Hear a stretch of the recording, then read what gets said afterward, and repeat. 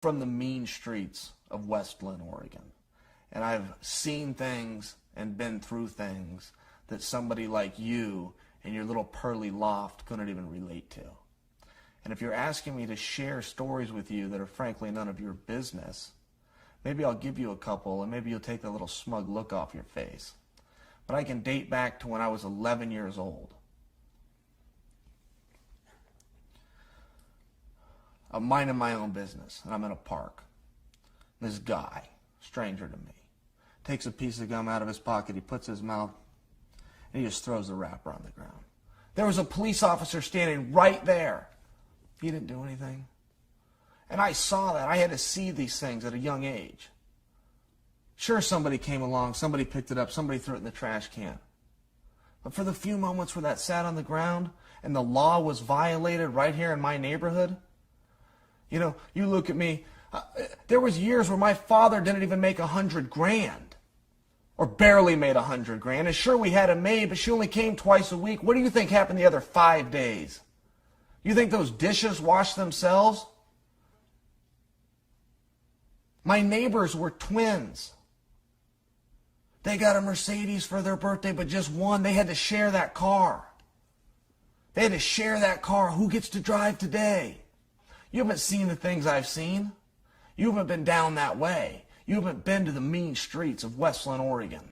Chael Sonnen, it is good to see you. It's good to be seen. If you don't know, you should know. My name is Chael Sonnen, UFC middleweight champion, best of all time, and before time was even created. Remember this, when you're the best fighter in the world today, they got a name for you. They don't call you a great fighter, they call you Chael Sonnen. I hear guys talk about game plans and footwork and strategy with their coaches and their gold teeth and their 8th grade educations, and I don't care about any of that. I am, Mark Munoz is going to find out, and I do like him, but never piss off a gangster. Vanderlei, you are an immigrant from Brazil. I am a gangster from America. Are you sure you want to play that game with me? In some parallel universe, you can hit a man 300 times, he wraps his legs around your head for 8 seconds, and they call him the winner. On the streets of Westland, Oregon, that is not the rules.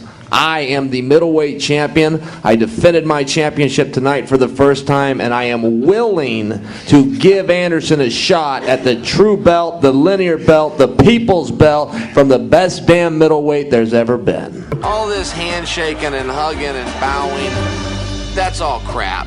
He's just battling the air. He looks like he's at a dance club. That's not very tiring. There was one point where he hid behind the referee that I thought was very funny, but I was in a room full of people in a bar and they all booed him. And I'm like, that's actually a very funny move that he's doing right there. And then he did it again where the referee had to push him. Nobody? I'm alone? The Japanese circuit is fake.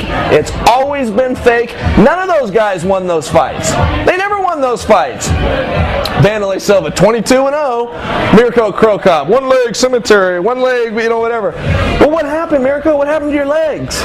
Nothing happened. The referee's not wearing an earpiece. The promoter didn't come in the back and tell your opponent when to go down. That's what happened. I lost my motivation. No, you didn't. You suck. You suck just like Fedor sucks. You suck just like Vanderlei sucks. Big difference when that referee's real, isn't it, Arrow? I medium very carefully when I talked about Brazil. I went to the internet. And if I had the foggiest idea that they had computers in Brazil, I wouldn't have done that. You know the plight for the blue-eyed German male in this country. You guys have no idea what I'm up against. It's repression all over the place, but I struggle through. I'm here, your humble servant, ready for my first question. Vitor Belfort calls me out. That's no problem, Vitor. I will stomp you just as sure as I'll do this interview today. You mean nothing to me, okay? You want to fight me? Let's fight. Got that, Vitor? You challenge me, I accept your challenge, stupid. Now what are you going to do? Nothing, are you? You just said it because you knew my plate was full. Wrong. I will stomp you. Well, I forgive Vitor. He's a fool. He knows not what he says. Can't hold a fool accountable because he got a little stupid in the media one time. Maybe you could give Vitor a couple of messages for me. First off, if my name comes out of his mouth again, I will bury him where he stands. And second off, tell Vitor to meet me at the hotel in 30 minutes because Daddy's got a plane to catch and I'm summoning him to carry my luggage. He's saying that I'm a fake and a liar. Well, you know what? When we are inside the octagon, he's going to have to back up all these things he's saying about me. He doesn't have enough skills to beat Anderson up, you know? I mean, if he stands up with Anderson, he's dead.